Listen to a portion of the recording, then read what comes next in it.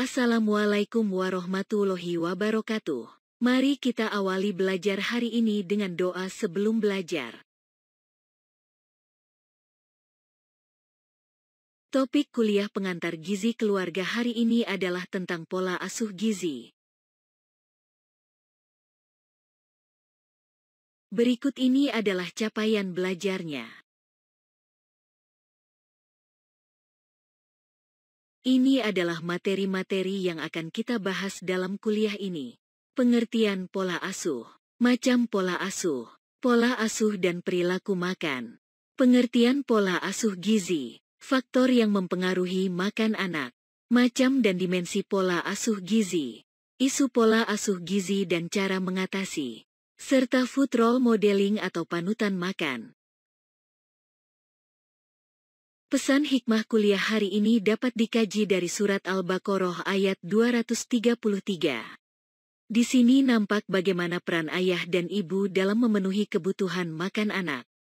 Terdapat pula tuntunan terkait cara mengasuh, yaitu untuk pemberian makan secara makruf dan adanya kesepakatan atau komunikasi antara orang tua dengan anak.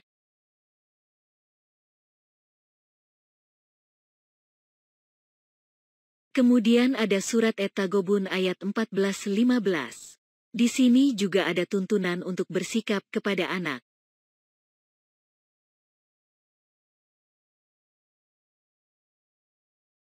Apa itu pola asuh? Pola dapat diartikan model atau gambar yang dipakai sebagai contoh. Sedangkan asuh berarti membimbing, mendidik, memimpin.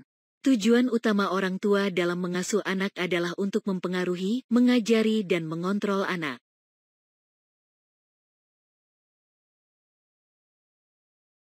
Ada dua elemen penting pola asuh, yaitu parental responsiveness dan parental demandingness.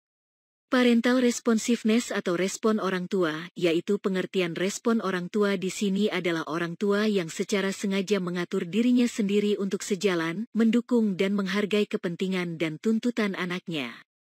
Parental demandingness atau tuntutan orang tua artinya orang tua menuntut anaknya untuk menjadi bagian dari keluarga dengan pengawasan, penegakan disiplin dan tidak segan memberi hukuman jika anaknya tidak menuruti. Selain respon dan tuntutan, masih ada faktor lain yakni pola asuh yang juga ditentukan oleh faktor yang ketiga, yaitu kontrol psikologis yang dapat berupa menyalahkan, kurang menyayangi atau mempermalukan. Ini adalah metrik pola asuh yang terdiri dari bagian responsiveness dan demandingness. Pertama adalah jenis pola asuh otoritatif, di mana tuntutan dan tanggapan orang tua tinggi. Orang tua memberikan kebebasan yang cukup pada anaknya tetapi memiliki standar perilaku yang jelas. Orang tua menjelaskan, mendengarkan, cepat tanggap, peka, juga tegas membuat batasan. Hubungan hangat dengan anaknya.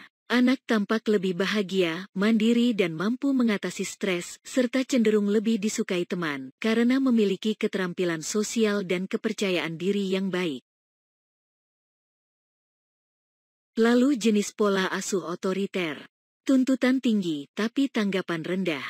Orang tua ketat dengan aturan dan tak segan memberlakukan hukuman jika perilaku anak kurang baik, kaku, kurang menjelaskan, kurang memahami, dan jarang memuji. Komunikasi orang tua dan anak kurang akrab. Anak lebih penurut, taat perintah, tidak agresif, tetapi tidak memiliki rasa percaya diri dan kemampuan mengontrol dirinya dengan teman, serta cenderung melakukan sesuatu karena imbalan dan hukuman, bukan karena pertimbangan benar atau salah. Pola asuh permisif. Tuntutan rendah, tapi tanggapan tinggi. Orang tua membiarkan anaknya untuk menampilkan dirinya, tidak membuat aturan yang jelas, tidak menggunakan kekuasaan, sering menerima dan tidak peduli dengan perilaku buruk anak. Anak terlihat bahagia tetapi kurang dapat mengatasi stres, mudah marah jika tidak memperoleh sesuatu yang diinginkan, tidak dewasa, agresif dan dominan pada teman sebayanya. Berikutnya pengabaian. Tuntutan dan tanggapan sama-sama rendah. Orang tua sangat minim memberikan waktu dan biaya, tidak memberlakukan peraturan yang jelas, sering menerima dan tidak peduli dengan perilaku buruk anak. Anak sering memiliki masalah emosional dan prestasi, kurang berkompeten dalam banyak hal, dan meraba-raba sendiri apa yang harus dilakukan. Ini adalah faktor-faktor yang menentukan kebiasaan makan anak. Bentuk segitiga menggambarkan bahwa yang terletak paling dasar memiliki pengaruh paling kuat. Namun, perlu diingat bahwa dalam membentuk kebiasaan makan, faktor-faktor tersebut tidak berdiri sendiri, melainkan melibatkan beberapa faktor atau satu faktor mempengaruhi faktor lain. Paling dasar adalah kecenderungan genetik yang memang sudah menjadi sifat bawaan. Namun di atasnya masih banyak lagi faktornya. Faktor orang tua dan keluarga. Faktor lingkungan masyarakat, demografi, dan status sosial ekonomi. Faktor makanan, serta faktor dari anak sendiri. Dari faktor orang tua dan keluarga membawa pengaruh yang cukup kuat dan meliputi banyak faktor. Contohnya adalah apakah pengaruh dari ayahnya atau ibunya. Bagaimana status gizi orang tua. Pengetahuan orang tua tentang gizi. Asupan makan, tingkat aktivitas fisik keluarga, percontohan dari orang tua, ukuran porsi, sikap orang tua terhadap makanan anaknya, akses makanan sehat, tempat makan, struktur keluarga, kebiasaan makan bersama, interaksi antar saudara, susunan makanan, serta di sini ada faktor pola asuh. Faktor selain dari lingkungan sekitar misalnya pendapatan orang tua, fasilitas yang dimiliki, lingkungan tetangga, dan paparan media. Faktor dari makanan misalnya rasa makanan, tekstur makanan, dan kandungan energi makanan. Faktor dari anak sendiri misalnya riwayat pola makan sebelumnya, jenis kelamin anak, status kesehatan, status gizi, kemampuan meregulasi diri, temperamen dan sebagainya. Bagaimana faktor-faktor tersebut saling berkaitan, kemudian membentuk kebiasaan makan? Di sini ada faktor orang tua yang di dalamnya ada pola asuh, perhatian orang tua terhadap berat badan anak, dan makanan kesukaan orang tua. Ditambah faktor karakteristik keluarga dan demografi, bersama-sama mempengaruhi cara atau praktek pemberian makan dini yaitu pada saat makanan pendamping ASI. Cara makan sejak dini mempengaruhi perilaku makanan dan kesukaan makan. Faktor lain seperti dari anak sendiri contohnya di sini ada temperamen, riwayat makan, dan riwayat kelahiran. Lalu ada faktor fisiologis seperti rasa kesukaan, nafsu makan, dan tingkat pertumbuhan. Keduanya juga mempengaruhi perilaku makanan dan kesukaan makan. Kemudian hal inilah yang membentuk kebiasaan makan anak. Sehingga dapat disimpulkan, kebiasaan dan pengalaman makan sejak bayi adalah asal mula bagaimana pola makan seorang anak terbentuk. Bagaimana peran orang tua pada pola makan anak? Sejak bayi, anak memiliki kemampuan untuk meregulasi sendiri makanannya, baik verbal maupun non-verbal, yaitu dengan menunjukkan sinyal pengaturan lapar dan kenyang sesuai perkembangan usia. Orang tua sebagai pengaruh aktif. Pola asuh dan cara pemberian makan dibentuk oleh interaksi hubungan orang tua anak. Dimensi pola asuh berpengaruh kuat terhadap kebiasaan makan, penyelesaian masalah makan, praktek makan yang konsisten, penegakan hukuman, norma dan kemandirian. Lalu, bagaimana perkembangan makan anak? Aktivitas makan meliputi menghisap, mengunyah, menelan, bernafas. Keberhasilan makan karena beberapa integrasi fungsi sensoris, motorik mulut, status kesehatan, integrasi sistem saraf, dan sistem otot badan. Proses menghisap dan menelan dimulai sejak dalam kandungan.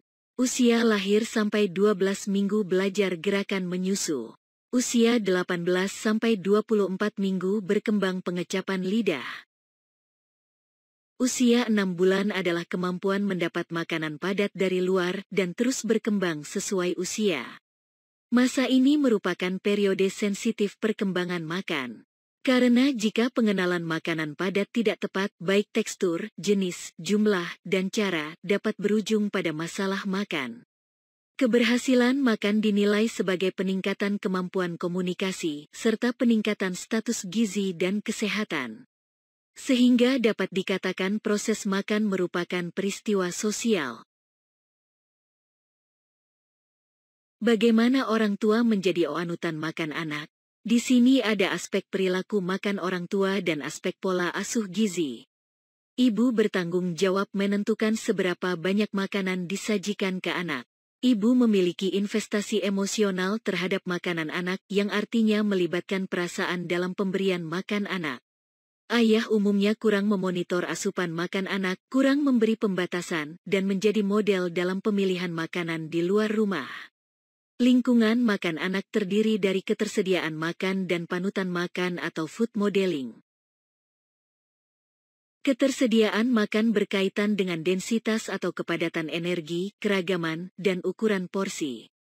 Pemodelan makan berkaitan dengan pembelajaran sosial yang terjadi ketika perilaku makan orang tua diamati dan bahkan dicontoh oleh anak. Anak cenderung memilih dan makan makanan yang tidak dikenal jika melihat orang lain memakannya. Ketika anak menjadi dewasa, akan lebih mandiri secara perilaku, dan pengaruh orang tua akan berkurang dibanding pengaruh teman sebaya. Pola asuh gizi adalah proses interaksi antara orang tua atau pengasuh dengan anak-anak dalam aktivitas pemberian makan. Proses interaksi itu tidak hanya memberi makan namun disertai dengan upaya pendidikan gizi sehingga anak mempunyai kemampuan memilih makanan yang sesuai untuk tumbuh kembangnya. Jenis pola asuh gizi ditentukan dengan mengembangkan aspek multidimensi yang diturunkan dari gaya pola asuh yang disebut juga dimensi makan. Menurut Hutch, ada dua dimensi pola asuh gizi yaitu dimensi tuntutan dan tanggapan. Dimensi tuntutan adalah sekuat apa orang tua memberi dorongan anak untuk makan. Dimensi tanggapan adalah sejauh mana orang tua menanggapi keinginan anak untuk makan. Kedua dimensi tersebut dikombinasikan untuk menjelaskan gaya makan yang bersifat otoritatif, otoriter, permisif, dan pengabaian. Otoriter memiliki karakteristik pembatasan dan penekanan makan tingkat tinggi. Hukuman fisik ketat, tidak konsisten, kurang mengasuh, penalaran rendah. Anak bermasalah dengan pengaturan asupan makan dan menurunkan responsivitas terhadap makanan yang padat energi. Otoritatif memiliki karakteristik keterlibatan dan dukungan orang tua tinggi. Adanya kontrol dan struktur yang jelas dalam menciptakan lingkungan makan. Mengontrol anak makan tetapi dengan teknik pendekatan kepada anak, mengembangkan pengendalian diri dalam proses makan, mendorong anak untuk mengkonsumsi makanan sehat. Permisif bersifat kurang mengontrol praktek makan anak, menggunakan banyak teknik yang berpusat pada anak, sedikit hukuman fisik, menuruti hampir semua keinginan anak pada makanan dan kurang memberikan tuntutan. Pengabaian juga kurang mengontrol praktek makan anak, tetapi sifatnya tidak berpusat pada anak. Kurang interaksi antara orang tua dan anak. Tidak memperhatikan kebutuhan makan anak. Dimensi dalam praktik pemberian makan menurut Birk terdiri dari pembiaran, yaitu orang tua tidak membatasi kualitas atau kuantitas makan anak bahkan tidak campur tangan dan menunjukkan interaksi yang sedikit selama pemberian makan. Responsif, yaitu orang tua sangat memperhatikan tanda lapar dan kenyang anak dan mengawasi kualitas makan anak.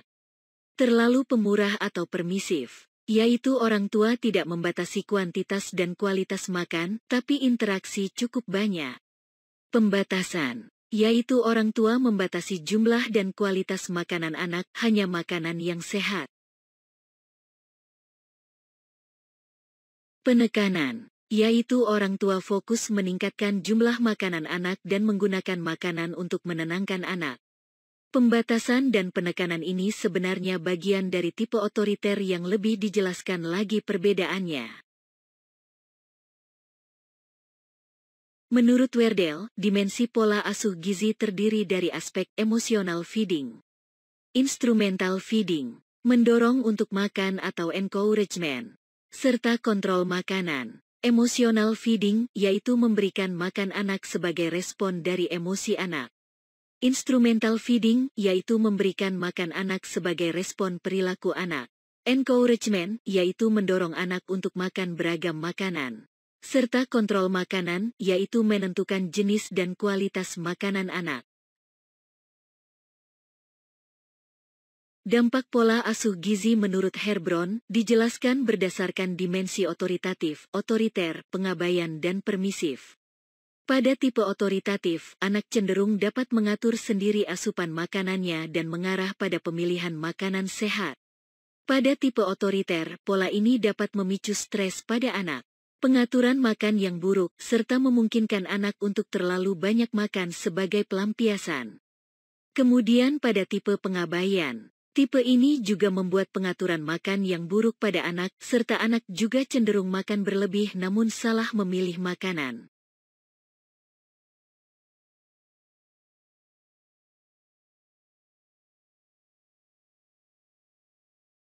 Berikut ini adalah kesalahan umum pola asuh gizi. 1. Menekan anak untuk makan. Orang tua selalu menyuruh dan mengingatkan anak untuk makan lagi dan lagi. Orang tua perlu memahami sinyal lapar dan kenyang pada anak. 2. Menghadiahi makanan. Misalnya, jika anak mau makan, akan dibelikan es krim. Sebaiknya memberi pengertian pentingnya makan pada anak. 3. Membatasi makan, yaitu membatasi akses anak untuk makanan tertentu atau hanya boleh makan dengan porsi tertentu. Akan lebih baik jika memberikan kesempatan pada anak untuk mencoba berbagai rasa dan jenis makanan. 4. Melayani makan, yaitu orang tua membuat pilihan makanan terlalu banyak. Anak akan berpikir makanan yang diinginkan selalu disediakan. Sebaiknya orang tua memberi pilihan sebatas makanan yang setara fungsinya. 5. Makan terus-menerus. Anak makan bukan pada waktunya atau makan terlalu lama. Sebaiknya anak makan di jadwal makan, durasi makan tidak lebih dari 20 hingga 30 menit.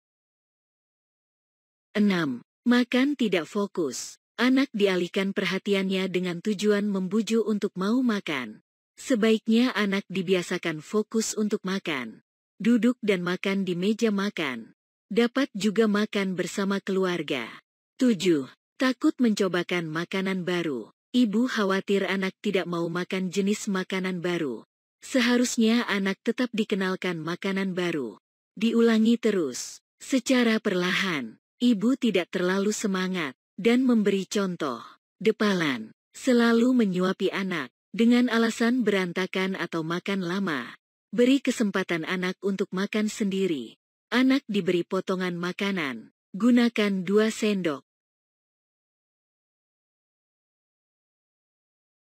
Jadi, dapat disimpulkan bahwa pola asuh adalah cara orang tua mengatur anak. Terdapat aspek tuntutan dan tanggapan dalam pola asuh. Pola asuh orang tua membentuk pola asuh gizi, kebiasaan makan, asupan makan dan mempengaruhi status gizi. Kebiasaan makan anak dibentuk oleh lingkungan keluarga. Jenis dan dimensi pola asuh gizi dibedakan dari bagaimana orang tua berinteraksi dengan anak dalam pemberian makan anak.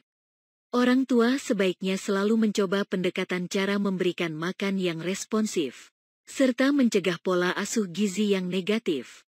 Dan orang tua adalah panutan makan bagi anak. Ini adalah sumber pustaka yang dapat dipelajari lebih lanjut untuk kuliah ini.